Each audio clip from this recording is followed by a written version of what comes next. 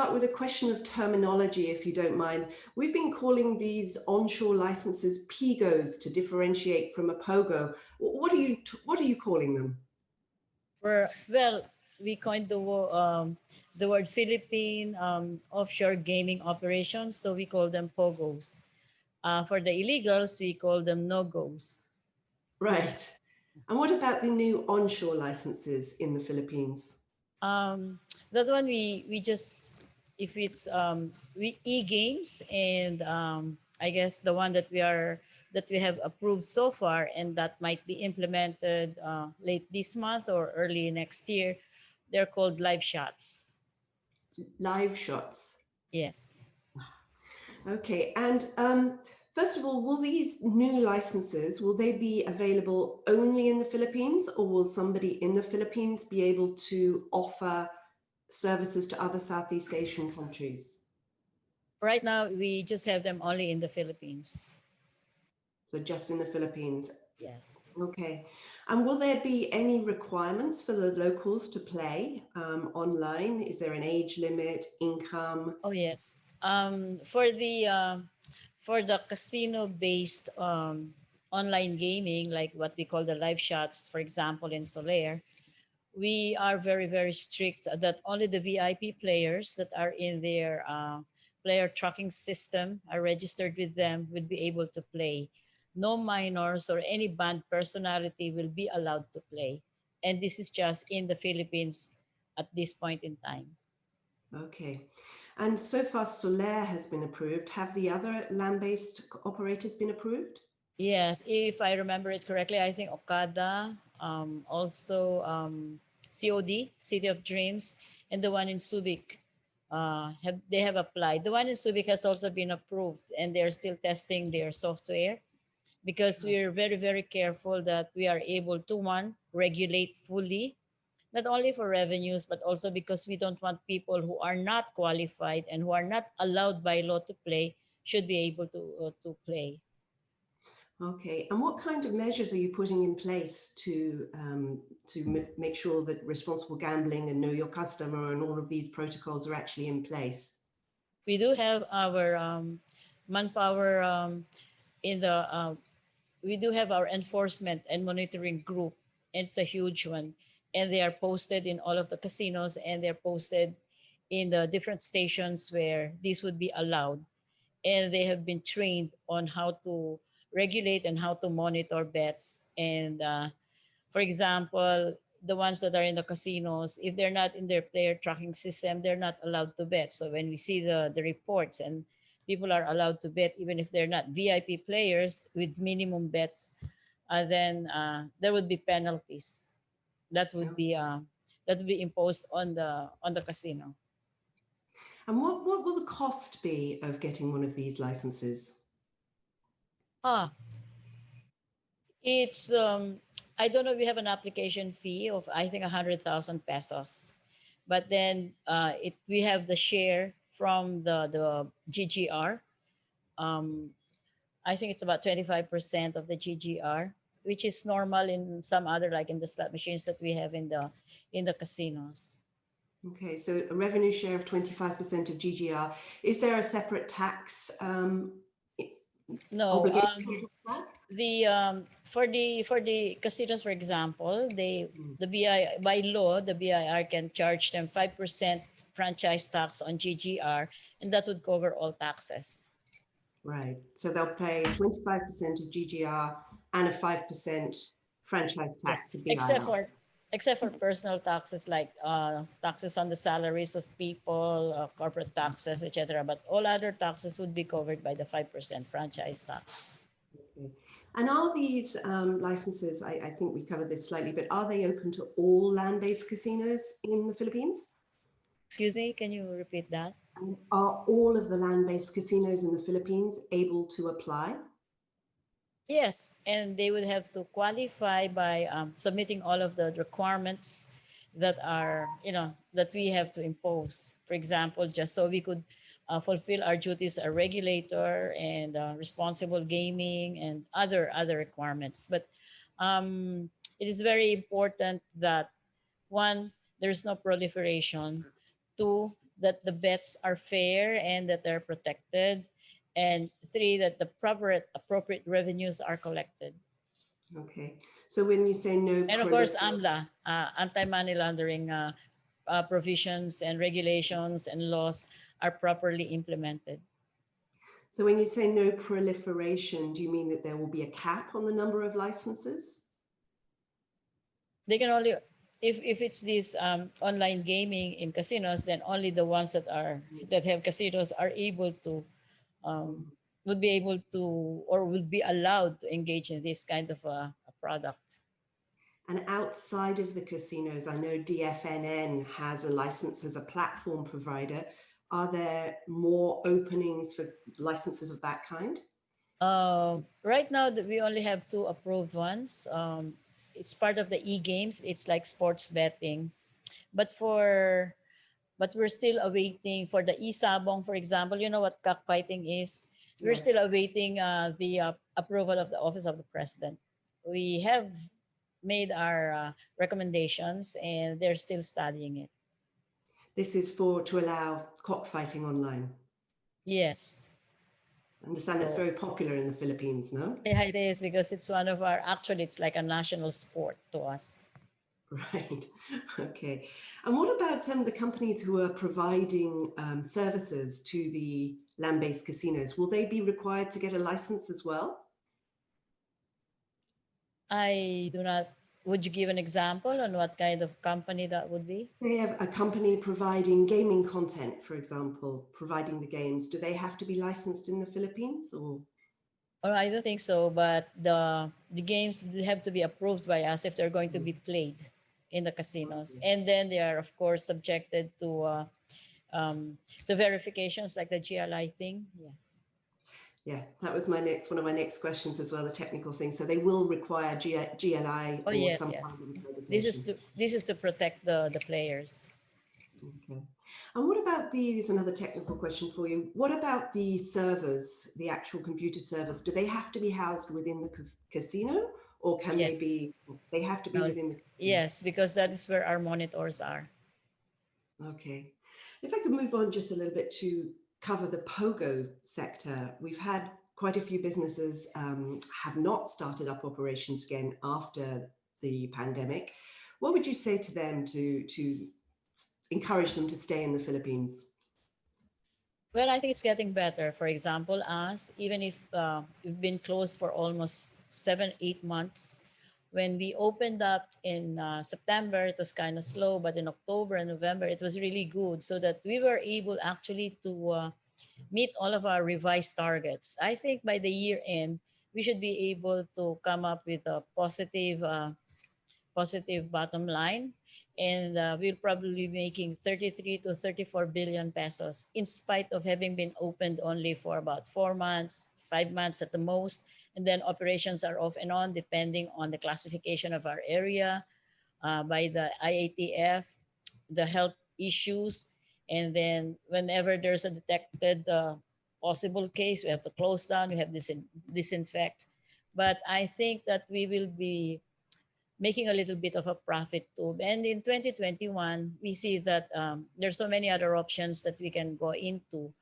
So I think starting the second quarter of 2021, we'll be doing probably as well as what we did in 2019. How many POGO operators have restarted their business after? There are about 35 now, with about 138 service providers. Okay. I'm starting to get quite a few questions coming in from the audience, so I might sort of ask one or two of those if you don't mind. I hope I can answer all of them. Yes. Somebody's asking, who will be processing the payments if they're using credit cards to play? In POGOs? Are they? No, not Actually, the POGOs. I think these are for the new ones, the live shots. They're in the casinos because they have to register there, and we have the know your client aspect of it. They can only play if they are considered or classified as VIP players in the casinos, and they are already in their player tracking system. Okay, so that you have to physically deposit funds with the casino to play? Yes, or? yes, the casinos will be responsible for that. Okay. And I have another one. Somebody was asking, how many POGOs were there before the pandemic? You've just mentioned that there are 35 left. 61. Why 61 before? And what was the main reason for them leaving the Philippines, do you think? I guess one of them is manpower requirement because foreign travel and restrictions on people coming in and people leaving, etc., from their countries to our country. That is one of the major problems. The other one is we've been the POGOs have been under close scrutiny by the Internal Revenue Bureau, and you know how people are afraid of the IRS or the BIR in the Philippines. But that's getting stabilized now. This is the reason why we have, out of the 35, there are actually some new ones, and there's still about 4 applications for new licenses. So it's just, I think, because of also the pandemic, we had to close them down. And although recently in August they were classified as BPOs, they were able to operate on a 50% capacity. That might not be profitable from some of the smaller ones. Okay. And where are the new licenses requests coming from? Are they coming from Europe, Asia? Yes, we are focusing on other countries beyond the ASEAN and beyond Asia. And we think that we might be able to penetrate the cockfighting arena in the South American countries and maybe southern part of the United States, but that would be probably in 1 or 2 years from now. Okay. But we've been quite busy trying to get into the other markets. Okay. Where do you see the most potential? Do you see the most potential maybe in South America or? Yes, I think we have for the cockfighting, for the isabong. I think South America is good. Horse racing probably in the United States, and then dog racing probably in Ireland or in the UK. Okay. I have another question here. Somebody is asking you if you could please define what's within the new license. Who are the players for this new license? Is it the expatriates, local Filipinos, or overseas foreign workers? Not the overseas foreign workers, but the ones that are already playing in the casinos, the ones that are regarded as like I said, VIPs, and the ones that are already in the player tracking system, they can play. If they're not there, then they'll have to apply, and then they Okay. have to, I think, deposit a minimum amount, and they can only play using minimum bets. And they have to be within the Philippines. They have to be resident Yes, in the Philippines legally as yes, well. So no because if exception. no, because if it's going to be they'll be accepting offshore, then they'll have to have another license for a POGO. Okay, that's great. And you mentioned that DFNN has a license. You mentioned another company has also been approved. Can you Actually, tell it's IEST, which is, I us? think, and owned by DFNN. It is, Yes. yes, yes. And the other company is? Um, what is it? It's I forgot. It's like Oriental something. Oh, okay. And what kind of market potential do you see? I mean, how big do you think this potential online market is? I think it's bigger than the ones that we have now. That that houses that have brick and mortar situation, because then they're able to reach wherever there's internet. People are able to bet for as long as they're qualified. And this is the reason why in these games we have facial recognition, because we have a photo of the people who are registered with the casinos. And so when they do bet using their telephones or mobile phones, there has to be a facial recognition before they can place their bets. So Okay. we're really very careful. We do not want anybody just to bet. We just want those who can afford to do so and who are not banned by law to bet should be able to play. Okay. And can they use credit facilities that they have with the casinos? Yeah, I think the casinos will handle that, but right now I think they have PayMaya, this GCash or something like that, and they can do that for as long as the casinos are able to monitor and are able and that we are able to track down all of the bets. It doesn't matter if it's in cash and credit card or some other some other instrument. Okay. I have somebody else asking whether the customer has to physically go to the property to actually withdraw funds, if they're lucky. That one, I think at the moment, yes. Right. Okay. So I suppose that's a bit of an impediment, isn't it, really, for them to be able to play online? Yes, but it's also necessary for regulation purposes. Okay. And will these live shots be available on mobile phones? I think so, yes. What about other kinds of payment methods? Would you consider e-wallets, for example? We've been looking into that, but it's actually up to the operators, the owners of the casinos, because they're the one at risk. For example, for us, for as long as a bet is registered, the government automatically gets a share. Whether the operator is able to collect it or not, that would be not our problem. Okay. And if going back again to market potential, you think it could be bigger than the actual bricks and mortar. Can you give us any figures? Have you done any estimates? No, we haven't, because I'm still just focusing on, it would be good to collect revenues and to stop illegal gambling, because there's a lot of illegal gambling on the social media, like the Facebook and all of that. But if we thought that if this is made available legally, then the players are more protected and we're able to do a better way of regulating it. That's what we are focusing on. Actually, it's 50% of it is to solve the illegal gaming problem that we are having now. So I've just had another question come in, and I think you've partially answered it with your talk on illegal gaming, but somebody is asking, what was the main reason for looking into these live shots licenses, given that POGOs were doing so well? Well, because first with the pandemic, actually very for example, as the older people who can afford to really play are not allowed to go out of their houses. Until recently, anybody 60 years old and above cannot go out. It was only about last month or 2 months ago that 65 years below 65 years old can go out.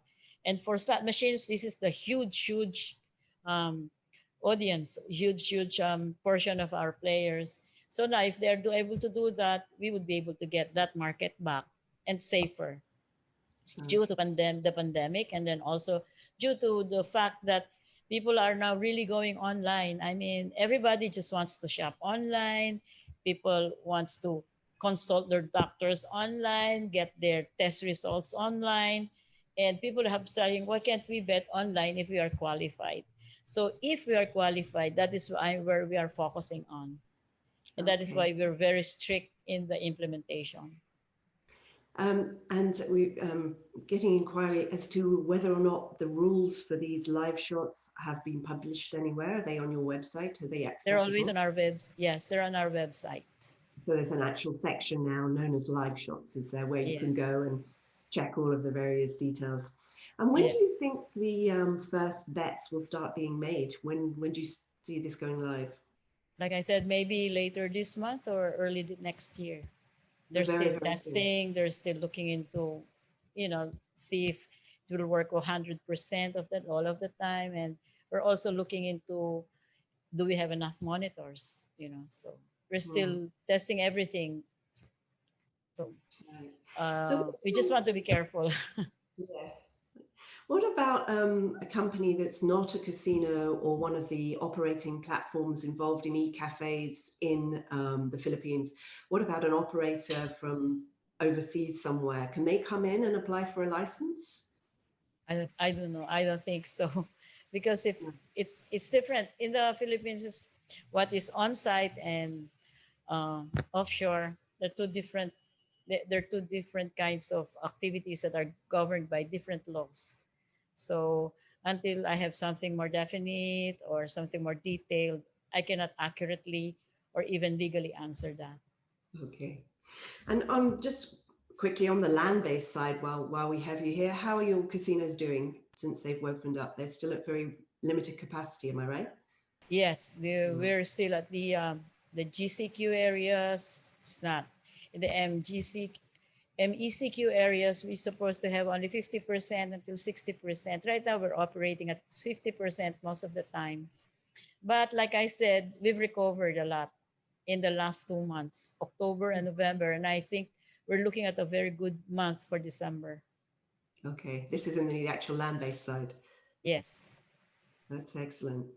Well, thank you very much for joining us, Madam Domingo. I thought there'd be quite a few more questions for you. I think you've covered them all. I don't know if anybody else has any more questions for Madam Domingo. No, nothing else, I don't think. So thank you for joining us, and we look forward to following the rollout of this exciting new category in the Philippines. So that would be good. You're welcome. You're welcome, Sharon. Merry Christmas. Merry Christmas to you too. Okay, well, that was Madam Domingo outlining for us live shots as these new licenses are going to be known as.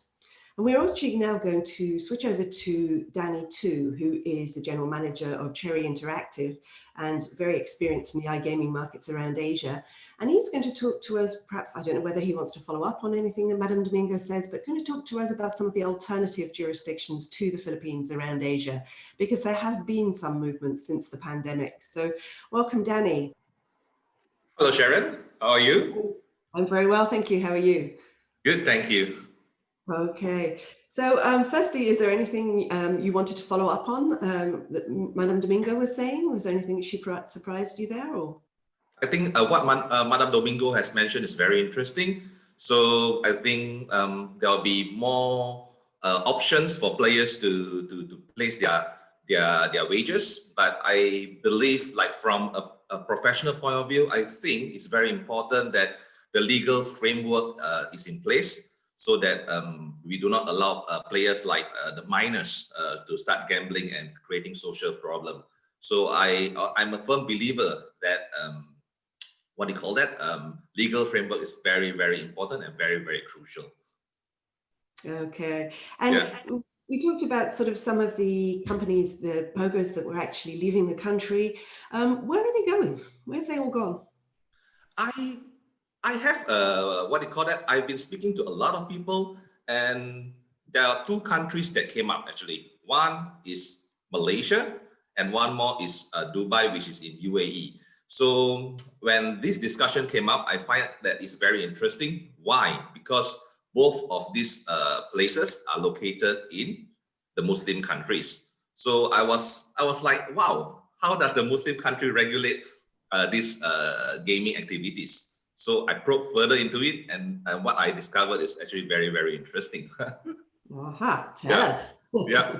Okay. If you look at Dubai, which is in UAE, Dubai, if you speak to a lot of the experienced headhunters, they are actually recruiting for a lot of the operators who are based in Dubai. And there are actually quite a number of established Chinese operators who are based in Dubai. I'm not going to mention names, but people who are in this industry, they will be very, very familiar on who has actually gone into Dubai. Some of the bigger names has actually gone into Dubai.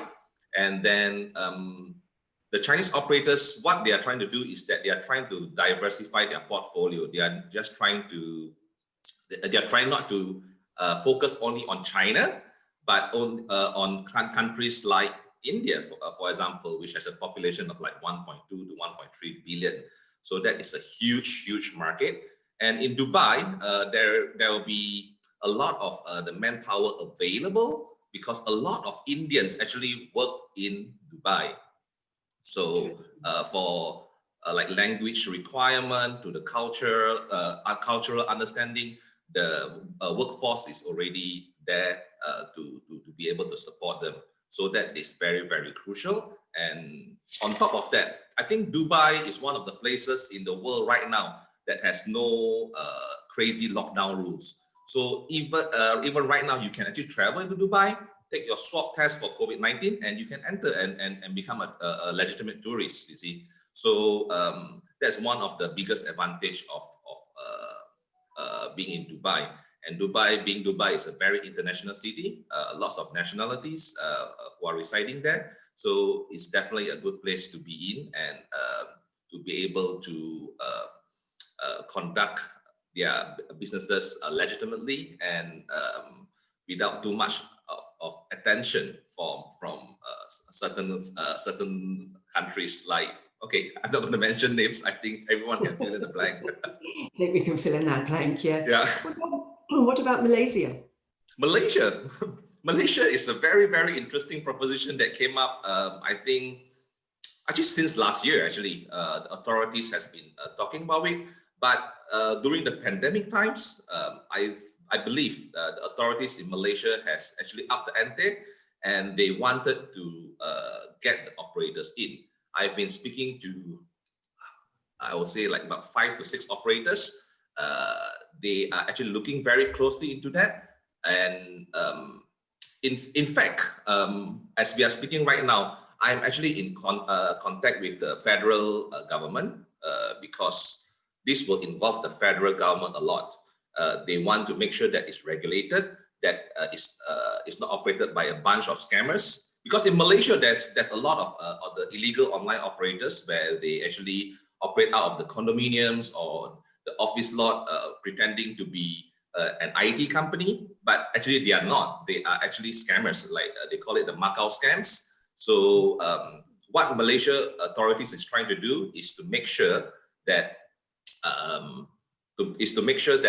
these operators are legitimate and they will be able to pay their taxes and pay the salaries of the employees accordingly. So actually, I think it's a good step forward, but it's still quite a way off in terms of the regulations. I've seen the framework of the laws and regulations.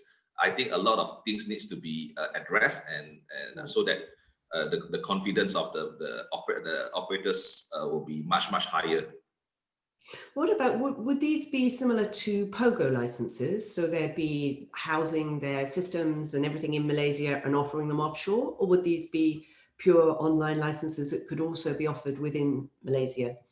I would say that it's very similar to POGO, but if I can use the word, not as hardcore as POGO, you can set up your marketing operations in Malaysia. You can set up your finance center in Malaysia. You can set up your operations, marketing, finance. You can even do online marketing out from the Malaysian office. But the key is this: you need to get the consent and the approval from the federal government, because all the state government, they are able to offer you a place and a license to operate a license in Malaysia. But you need to go through the federal government so that they can give you a go-ahead, and then especially from the MC department, the multimedia and communication department, they have to be in agreement with you that you are allowed to conduct this business. Because for the Malaysian government point of view, basically this is not gambling. This is just a BPO, where it's like a supporting arm of an online gaming. And as long as the games are not being offered to the people in Malaysia, the Malaysian civilians, I think the Malaysian government is more than happy to bring in these operators, because times are tough right now, and then they need the money. The country needs the money. And then from the first framework that I've seen from the state government, they are actually trying to give very, very attractive tax incentive. Having said that, they will offer something like 5 years tax-free incentive. Okay, this is what I've seen with the initial framework. So this may be something that will be very interesting to a lot of operators, and it can be a game changer, because obviously I think a lot of operators are lamenting that, you know, the taxes are crazy. It's too much money that they're paying. So I think Malaysia can be quite an interesting alternative, because I think in Malaysia, Malaysians in general, we speak easily 2 to 3 languages without any fuss. Is it like you can speak English, Mandarin, even for the Indian descent, we can speak Tamil. So there's a lot of languages that we can command, that we can speak. And again, just like Dubai, the workforce in Malaysia is quite ready, and then the infrastructure in Malaysia, I would say that is quite on the high side. So it's good. So operating out of Malaysia is not bad, and then it's pretty cheap to operate out of Malaysia. The 5-year tax break, it would be very cheap, I think. Yes. Yep, that's right. One other thing on the market itself. I mean, I know you're just talking about there's a lot of illegal gambling that the government's been trying to clamp down on. I also recall there was a recent interview with the communications minister talking about, conceding that this was happening and that there are certain elements of the population who do like to gamble. Would they be able to gamble under the new rules, do you think? I mean, at least the sort of the non-Malay population? Absolutely, yes. Actually, if you look at Malaysia as a whole, Malaysia has actually been a place for the non-Muslims to gamble since 1971. 1971, Genting Highlands is in fact the first casino that actually pops up in Southeast Asia. So in terms of familiarity and the regulation-wise, I think Malaysia is very much well prepared to offer this sort of things to the population. Genting, and then there's this 4 digits gambling like Magnum, Toto, T-O-T-O, and as well as Penpool Malaysia. So basically, it's nothing foreign in Malaysia. But the thing is this, from the numbers that the government has gathered, they are losing out billions of dollars in terms of taxes if they do not regulate this online gaming. Online gaming is actually one of the more lucrative ones.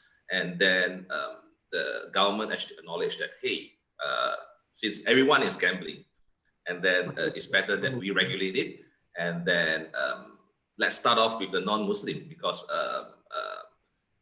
Malaysia, after all, is still a Muslim country. We are still very strict with the rules and regulations for Muslim to get into this piece of business. So the Malaysian government say, no, okay, let's start with the non-Muslim and let's start to regulate it, and so that we can help to stimulate the economy and bring in more business for the country. Exciting times. Yeah. And what is going on in Myanmar? We keep reading all of these reports of these giant cities. Is that where all the Cambodian online operators went to? Actually, it's some of the operators are there. Actually, what is so interesting about Myanmar is this. Myanmar is surrounded by 5 different countries. Namely, if you look at the map of Myanmar, it's surrounded by India, right on top here. And then down here is actually Bangladesh, Laos, Thailand, as well as China. So they have the 2 most populous nations in the world, China and India, and Myanmar is stuck in between.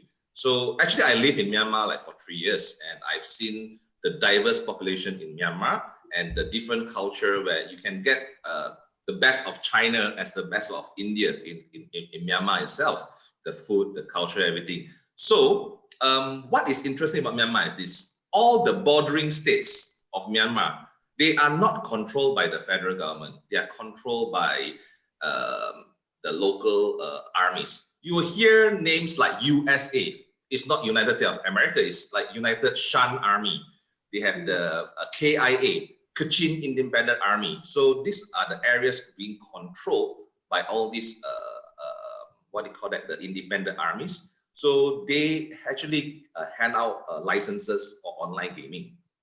Right. And right now, in fact, the telecommunications in Myanmar has improved tremendously. When I was in Myanmar, for me to purchase a SIM card, NT SIM card is like $2,000 US. But right now, with $1.50, you can get a proper SIM card and make phone calls, and your phone calls are not being monitored. You can send any messages without any issue. So Myanmar has actually become a hotbed for these operators, and obviously the Chinese has actually gone in there quite early, back in 2000.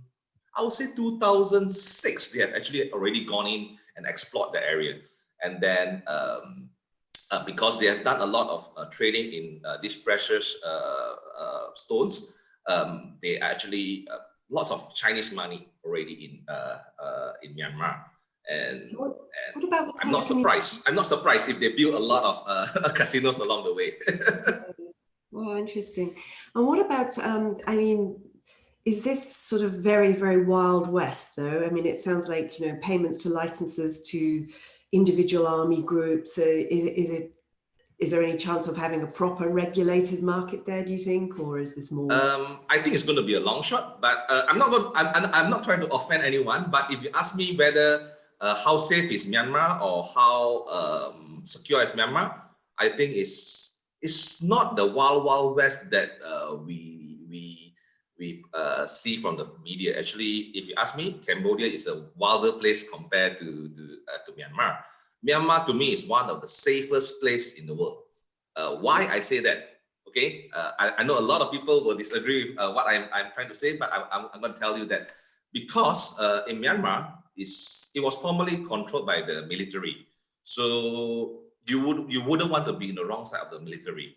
So if you end up being caught by the military and you're being put in a jail, it's actually going to be the space in the jail is like head to head and toe to toe. It's so cramped, and then you need to pay for your food in the prison. So no one dares to do nonsense in Myanmar, to be very honest. So when I was in Myanmar, I felt so safe. I think it's one of the safest country in the world.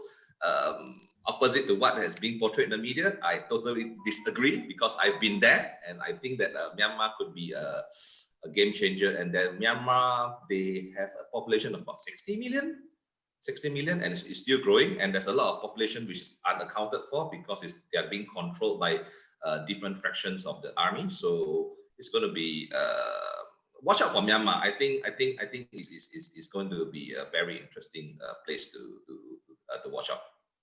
Interesting. Has anybody out there got any questions that they would like to put to Danny on some of these new potential markets? Please get them in, because I know he can't stay with us for too much longer. I see he has an important meeting. But is there anything else you'd like to add on sort of where POGOs may go or other interesting jurisdictions? Well, if you ask me about POGO, I think Madam Domingo has already covered most of the things. Okay, but I don't know. I just believe that POGO, when they implemented or when they come out with a law that they're going to tax 5% on the total turnover of the business, I think that is actually a killer blow for a lot of POGO operators, because obviously 5% of the total turnover is actually a huge amount of money. So if I am an operator, okay, I would look for alternative, and then I will explore a lot of alternative, as in, you know, what I've just mentioned here, Myanmar, Malaysia, or even Dubai. I think this can be an interesting option. But again, I think Philippines has always been the pioneer or the leader in this industry. I think they know how to do things well. But the thing is that the 5% turnover tax is a killer blow, in my personal humble opinion. I do have some questions coming in for you. Technical, whether or not you think that Malaysia would allow live studios. No, it's a resounding no, because I've spoken to the authorities. They say that you can set up your BPO offices, you can set up whatever, like marketing arm, operations, finance, but there must be no live and physical live dealer or even slot machines per se to be in the premises, because everything should be online and nothing physical should be set up in Malaysia. Right. And another one, how extensive is the Chinese government influence when it comes to shutting down online interests in Myanmar?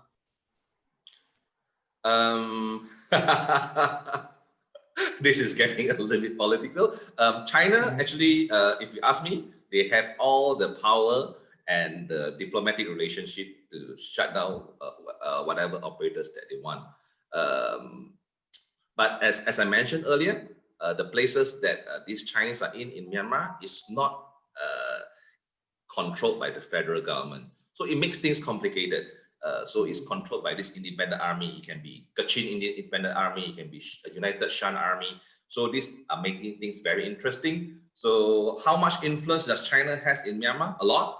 But in this special autonomous area, I'm not too sure because I am, in order to get into this area, you need to be friends with all this independent army. So to be friends with this independent army, I think you need to be very, very connected to be able to get in. I'm not saying it's dangerous. It's going to be very safe, but you need to be friends with them. I got you. Yeah. I think this is probably a question from the same person who's obviously very interested in live dealer. Dubai, will they allow live dealer, do you think? No, not at the moment. Not at the moment. Same not kind at the of moment. deal. Because Dubai, being Dubai, is a Muslim state in United Arab Emirates. So from my understanding, from what I've spoken to the operators there, not at the moment, but they are not discounting the possibility. Like Malaysia is like a resounding no. They were telling me, Danny, if you're talking about a live dealer, forget about it. We are not going to talk anymore. Okay. Well, thank you very much, Danny. I don't think we have any more questions. I think that was a pretty exhaustive look at what's going on around the region. Oh, hang on. No, apparently I have one more. Which is the one more question then? I think it may be about POGOs, and they were wondering whether or not POGOs would go back to the numbers that we had before. But I guess you've kind of answered that, haven't you, really? Yeah. How active are the traditional Macau junkets? Junkets is I would say more for land based. So I am not too sure how to make a connection between junket and online, unless he's talking about affiliates. Affiliates is just like junkets in the online gaming world. I think we have, I think we need a bit more. I don't have any further information from you there. Okay, well, I will let you go today. Thank you as ever for joining us and having a chat, and all the best for the upcoming holidays. Thank you very much, Sharon. Merry Christmas in advance, and thank you for this opportunity to be able to speak here. And thank you very much, and have a nice day, everyone. Thank you. So as I mentioned now, we are now going to speak with Mark Gilbert, who is another iGaming specialist. He's going to talk to us more about the practical aspects for land-based casinos when it comes to taking online bets. So welcome, Mark. Thank you for joining us today as well. And thank you for patiently waiting while we got through the other panelists today. Would you like to tell us, first of all, a little bit about what you do, and perhaps then segue into how much potential you think there might be for land-based companies when it comes to getting into the iGaming space? Sure. It's actually good to finally find out we have a true term now, not POGOs anymore, that we're doing the live shots. Also, it was good to hear from Madam Domingo to get a real sense of what they're looking at. I think the reason Felix reached out to me for this particular webinar is I've transcended both sides. So previously to coming here to Manila, 25 years in Las Vegas, worked for Caesars Entertainment, worked for Scientific Games. And now for the last 4 years, been now in Makati. Started out with one of the large casino operations, online casino operations here. Now I've evolved into a more consultancy role, working with B2Bs and B2Cs currently. So not that I'm an expert in anything, but I'm a knower of a lot of stuff. So I guess that's why Felix brought me on today. So sounds like, yeah. I'm sorry. So going into the second part, for what Madam Domingo mentioned today, it's interesting. These will not truly be POGOs. I mean, the true sense of POGOs, the true sense of we got into the affiliate junket conversation here. You get rid of that aspect in the live shots. There's no acquisition. There's no marketing growth, because we only can be looking at existing players, existing VIP players. So now we take out a big part of it. The marketing goes away. The payments was also going to be a huge issue. How do the POGOs, again, everything's online. So everything's bank transfers, credit cards were allowed from what countries. That gets taken out of the equation, because now it sounds like it has to be a physical in-person transaction at the casinos. So I don't know if many people out there, they probably are aware of a sports book here in the Philippines, Mega Sports World. Take that model and apply it to an online casino. That's exactly how they're going to be running it. So with Mega Sports World, unfortunately, I'm an unlucky punter, so I'm very aware of their procedures. You actually have to go to a physical location and deposit money. You get your phone. You have to physically talk to someone on the phone for them to verify your identification, so they get the KYC going. And then you can place your bets. Sounds like this is going to be very, very similar in the live shot scenario. So a lot of the logistical, a lot of the guts of a gaming operation that we're used to on the POGO side, we take that out now. It goes away, and you're really truly talking just about a true bare bones gaming operation. Right. And how popular do you think that would be? I mean, first of all, the VIPs. I mean, I'm not sure how many VIPs these companies would have on their database in the Philippines, as opposed to overseas. Is it a big potential market, or? I hate to be the purveyor of bad news, but I don't think it's a big market. You go watch Solaire, you go watch COD floors right now. Again, I believe the number is there's only 30% capacity. So there's capacity constraint right now. At a table, which would normally seat 3, 4, 6 players, depending on what type of game type it is, I believe now it's at 3 players. So with the capacity constraint. So now if you could take that other 70% or those other players and put them into the online world, if we could take that whole population, great. Whether it be China players, whether it be Philippine players, and put them into an online world, that would be, in our today's age, that would be nirvana for the existing license holders. But I don't know how many times we're going to cut that. First of all, cut out the Chinese players, cut out anything, all players out of Philippines. And then Philippines cut all retail players just to get to the VIP level. Again, I'm purely venturing against, you're probably looking at 10% of your business, 15% of the current business with the existing resorts.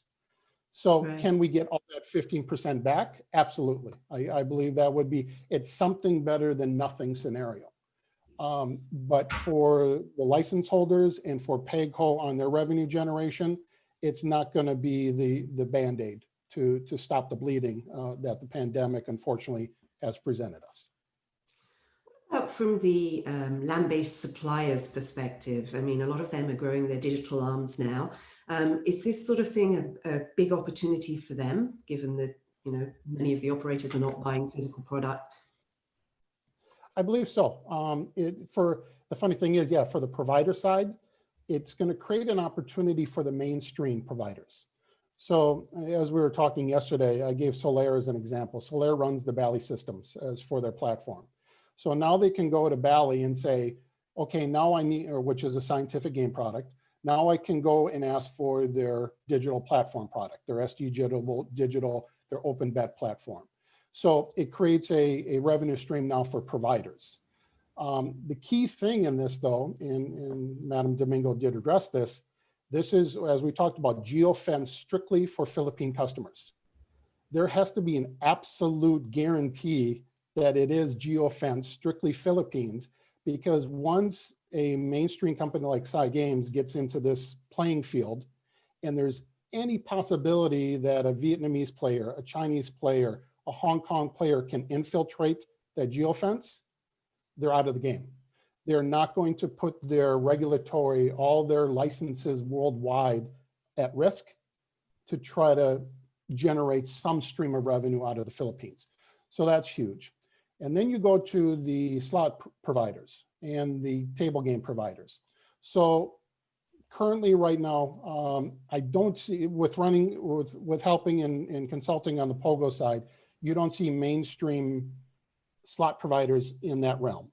Obviously, there's no Aristocrat, there's no IGT, there's no within the Southeast Asian markets because, again, of the regulatory environment that we're running in.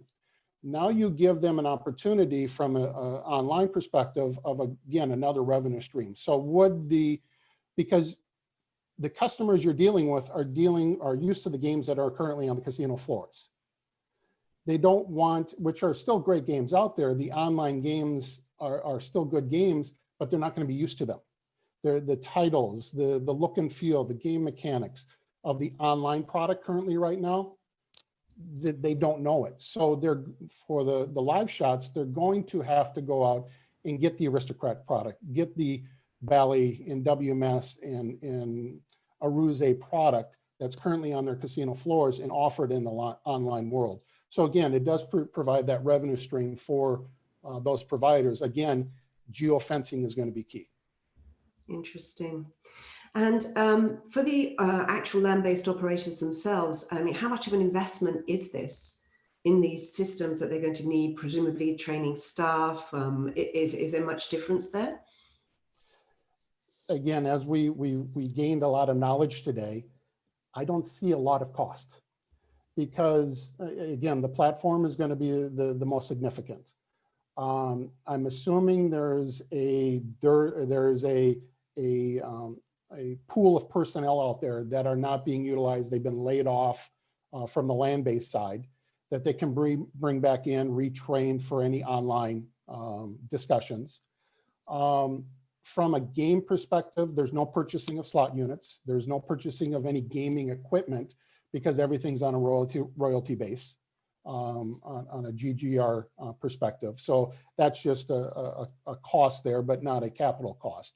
So payment structure would have been a huge one as far as being able to set up credit card payments and any other way of bank transfers. And that would have been huge because now on top of that, you're paying fees. That's been cut out. So people have to come in, either use their credit facilities at the casino or actually putting cash on their account physically at the casino. That wipes out that cost. So comparatively to the multi-billion-dollar facilities that the physical facilities they have, this is going to be a drop in the bucket as far as any capital cost to set up these operations. It seems to be, I mean, this payment thing is a sticky issue because at the end of the day, I mean, if you're going to go and deposit funds there, is there any real point? You're physically there. You might as well gamble there, hadn't you? That's one thing if PAGCOR could address, that's huge. Yeah, because at the end of the day too, not only do you have to go deposit, say you get on a bad streak and you're out of money, you're sitting there wanting to gamble. You physically have to go to the casino again. So if something could be worked out to, again, I'm not a regulatory person, I'm not even a payment person, but to somehow set up that structure that people can fund the accounts from their homes, that's the true essence of online gaming, is the ease of accessibility. And when you take that away, what's the purpose? So to your point, yeah, that aspect of having to physically go to a casino anyhow takes really the purpose of online gaming out of the equation. When we spoke yesterday, you did talk a bit about the return to play is typically higher in the online world than it is in the casino. Is there any risk for the land-based companies of these players getting used to this and not wanting to come back to the casino? The cannibalization risk? Actually, I've changed my mantra on that one. Oh, so have you? Today has been education for me listening to Madam Domingo, that they're going to have to offer the same games that are offered in the casino, in the land-based, bar none. Maybe you can, like you do on the casino floor, you offer some new games here or there that potentially you could offer some new games that are traditionally online games to these players. And most of these games will have a varying level of return RTP to the player that they can be adjusted. Yeah, in the online world, like we talked about, they typically return 96.5% to the player. Land-based, it's typically lower, 94, 93. So yeah, that's where we're talking about. We're going to have that disparity. And will players go back to land-based compared to staying online? But at the end of the day, it's going to have to be a level playing field. So both from that perspective, and then also from a marketing perspective, the reinvestment back in the player. Typically in the POGO world, we give back a lot more money in reinvestment to that player because we don't have the capital costs. We have a BPO, we have our royalty costs. There's really no capital costs. So we reinvest a lot more into the player as compared to land-based. So you have two different marketing models. At the end of the day, you're going to have to revert back to the land-based model to make the player in the land-based experience whole, both online and land-based, again, to not create tension with those players as they try to determine what avenue they want to play on. Right. So I think you've perhaps answered this a little bit, but is it worth it? If you're, I believe so. It's something. It's again, understanding now the capital cost requirements aren't going to be as extravagant as originally thought. Can you capture an audience that maybe they just turn into a 100% VIP online player that would not be going based on any fears they have over the pandemic or anything just going out in public? I think it is worth it. I don't think it's going to be a panacea for the pandemic, but it is an additional revenue stream that's currently not being had right now. Do you think there'll be other jurisdictions around Asia looking quite carefully at what they're doing here? There's going to have to be a lot of regulatory work since everything's kind of, yeah, you have the Cambodian market, the Ho Tram and the Vietnamese. There's too many just disparate pockets. There's not all of Thailand's going to look at it, or all of, as Danny was getting, Myanmar, Cambodia, everything, that there's just going to be this huge proliferation, because at the end of the day, it comes down to religious beliefs and everything like that, I don't think there's going to be this widespread expansion of gaming. I think the Philippines has a great opportunity to create the model and again, improve on what they did on the POGO process. And again, it's all about making it easy for the player, and all about, yeah, there's KYC hoops you have to jump through, and AML hoops you have to jump through, and deposit hoops you have to jump through. Create too many hoops, players go bye-bye. And so again, look at it, not, obviously we have to look at it from a regulatory perspective, but take a step back and look at it from the player perspective. What is best for the player and within the realm of regulatory environment? So yeah, I think Philippines has an opportunity, but I don't think it'll be widespread throughout the region. Right. And just one last question to you before we listen to the anti-money laundering body. From the land-based perspective, again, Madame Domingo did mention the tax rates that they were considering putting into place, which I believe was 25% of GGR and 5% franchise. How does that sound to you? I'll take a step back from that question for a second, and Danny did address it. I'm glad she did not give any credence to that 5% of turnover number. That is just, I'm sorry, it's just a stupid number to throw out to this industry. When in the online POGO world, we're holding 3%, we're holding 4%. You charge us 5%, we're immediately underwater.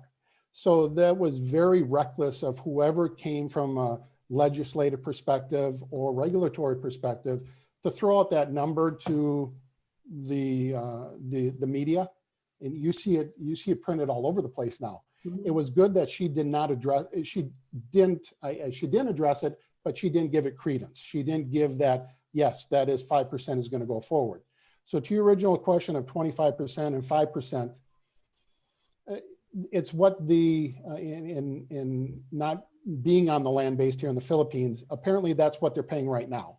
So as long as it's in line with what they're paying right now and doesn't get jacked up to 50% to 60%, it's doable. I think that is it's still high in my opinion. Something more in the teens, I think maybe even from a impetus for the live shots to get up and running, and for the operators to, okay, yeah, let's take a shot at this, to give them introductory tax rates. I don't know. 15% or something like that, and to see how it works. So the onus is not on them to blow it out of the park on the initial quarter or 2 quarters, that they can start this slowly and learn and grow the business as they go. Well, thank you very much, Mark, for your insights there. If you would like to stay with us just for a minute, we're just going to listen to a short interview from Attorney Mel Racela from the Money Laundering Council now, and then we'll come back to you and see if there's any more questions from the audience. How involved has the AMLC been in the whole process of allowing land-based casinos to offer online? And from your perspective, what's your opinion of this move? Well, since casinos and whether land-based or internet-based are covered persons under the recent amendments to the Anti-Money Laundering Act, and this law was passed in 2017, and we issued our implementing rules and regulations. The AMLC has been very active in pursuing a strong AML-CFT framework for the casinos. And how much of a challenge does it present to you to have the casinos offering online gaming? It is not really a challenge for us, because that will be part, well, if they have a very strong framework, and we are supposing that that would include also their offerings in online games. And so it's really more of ensuring that they continue on strengthening their framework for anti-money laundering, as well as countering the terrorism financing. So, and since this is a new product for them or new service, the assumption is that they will also instill whatever practices they implement to counter money laundering, terrorism financing in the online platform as well.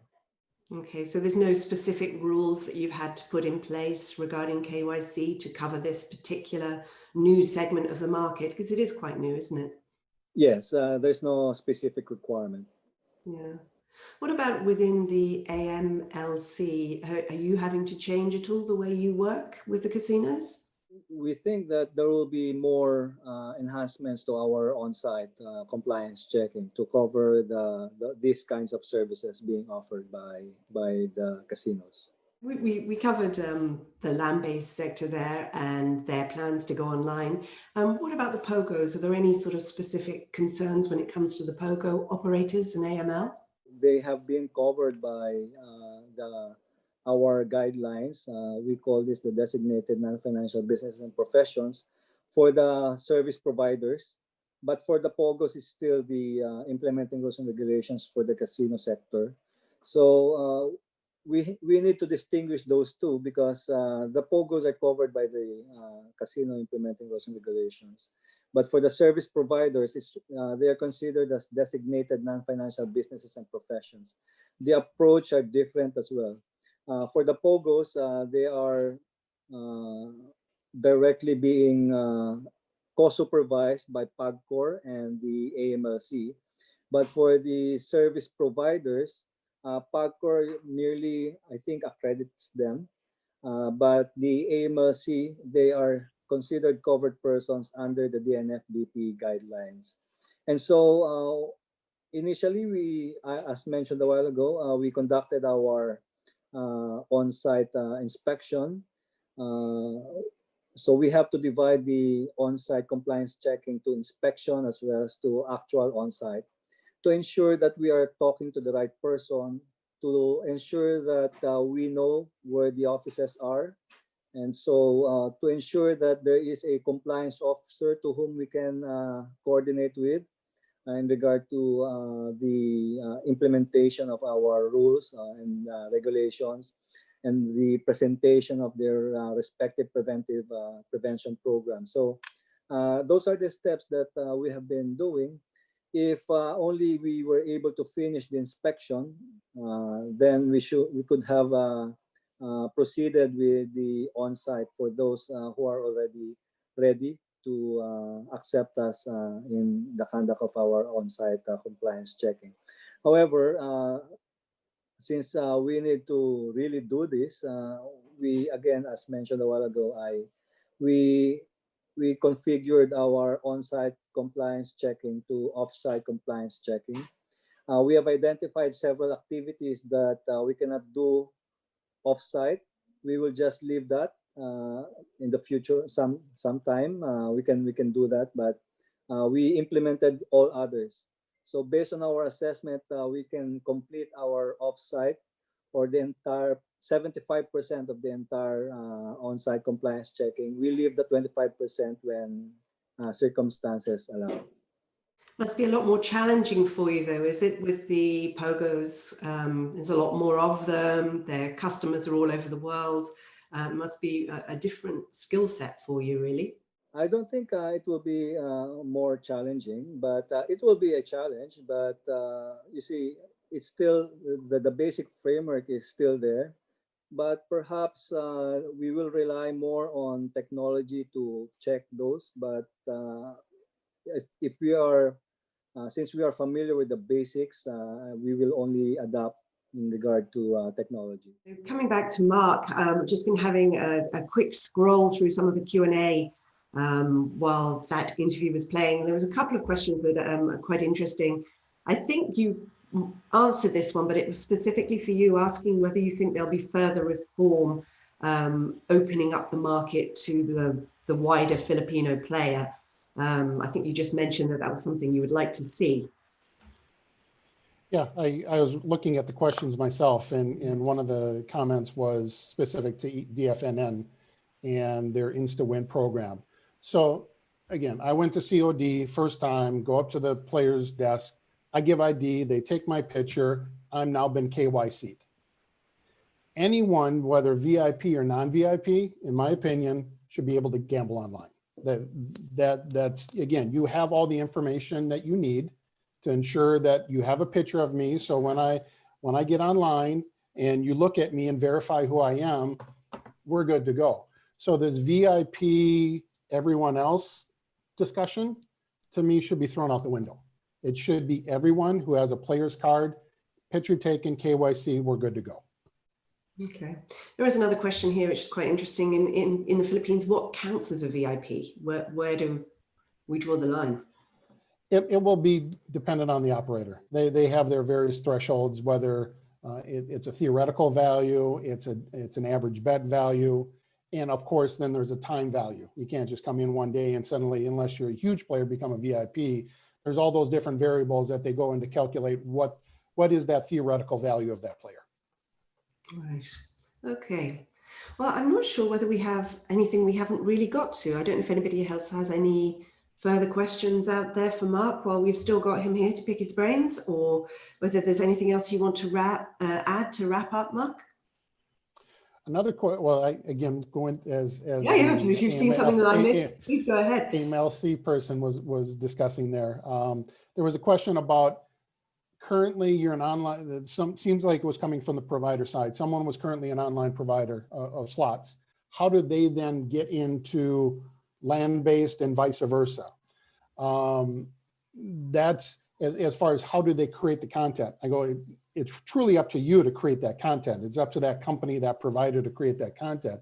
So if you already have a land-based game, that's doing spectacular, and you're in gaming, typically Aristocrat will also develop an online version. They may not use it here in Southeast Asia. They don't use it here in Southeast Asia, but they're using it in Europe. They're using it in New Jersey, in other regulated jurisdictions. So yeah, it's just again, I'm not a game developer. I'm not a hardware software person, but yeah, anything that's on the casino floor should have its sister product in the online world too, for whatever markets they want to be getting into. Okay. And again, a lot of interest around payment solutions. I mean, what could be put in place that would get around this need to physically go? I mean, how could they do this otherwise? The easiest one is credit card. In Southeast Asia, not many markets allow this because of banking concerns and KYC issues. The Japan market is a very big credit card market. Granted, there's issues with credit cards, people doing denial of service or denial of payments, all that kind of issue. A lot of it is also bank transfers.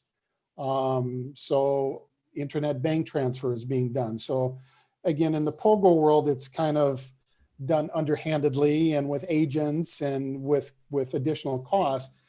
The nice thing about with the live shots, it's going to be in a regulated market. So you don't get taken to the cleaners, let's say, on a percentage basis with money going in, money going out. So in a lot of operations, you're getting charged 4% in, 3% out, and that's just eating into your bottom line. Coming into a regulated environment like the Philippines would be, again, those charges, there'll be some charges, but 1%, less than 1% to do these bank transfers. Again, I'm not a payments person, but it's fairly simple to set up as long as PAGCOR would allow it to happen. Right. Okay. And this is another, somebody else is coming back to junkets. And do you think from anything that Madame said that a junket would be allowed to fund VIP players for online gaming? I saw that question too. The way she was talking about it, no. You have to be that person. It's the whole KYC situation. So both from a deposit, so you would have a junket person depositing funds for another person, that won't be allowed. So say then that junket person deposited money into their own account, and then they gave then the player the access to the online account to go play. This comes up again. Facial recognition will come up for that junket person, not for the player. So from a junket perspective, from a proxy betting perspective, it doesn't sound like this is that's going to be able to be brought forward in this environment. Interesting. And was that going to restrict play, do you think? It'll limit play, but at the end of the day, they just want to get back what they had. And again, it's going to, it won't restrict play or restrict growth. So going back to that growth aspect, they just want to get back to 75% of what the business was. Yeah, this will not be a growth opportunity unless the regulatory environment changes. Right. Okay, well, we do have quite a few more, I realize, questions coming in. I'm afraid a lot of them are quite similar to what we've already covered. So I think in the interests of time, we're going to have to wrap things up now. Just a couple of housekeeping issues here, though. Firstly, obviously, a big thank you to Mark, and an early happy holidays to you. On the PAGCOR questions, if you have any further questions for PAGCOR, you can send them to Asia Gaming Brief on the editorial@AG Brief website, and we will forward them on to PAGCOR, who have agreed to take a look at some of the things you're asking about today, because Madame Domingo didn't have any time to stay any longer to answer any more questions. So if you have any further questions, please get them through that way. This is our last webinar for this year, at least, for Asia Gaming Brief, and we'd also very much like to support, this is being supported with Bet Construct and Evolution Gaming, and we will have a dossier available of all of the issues that we've actually discussed in the webinar today for distribution to our subscribers shortly. So we wish you all a happy holiday from Asia Gaming Brief, and we look forward to seeing you again on our next webinar next year.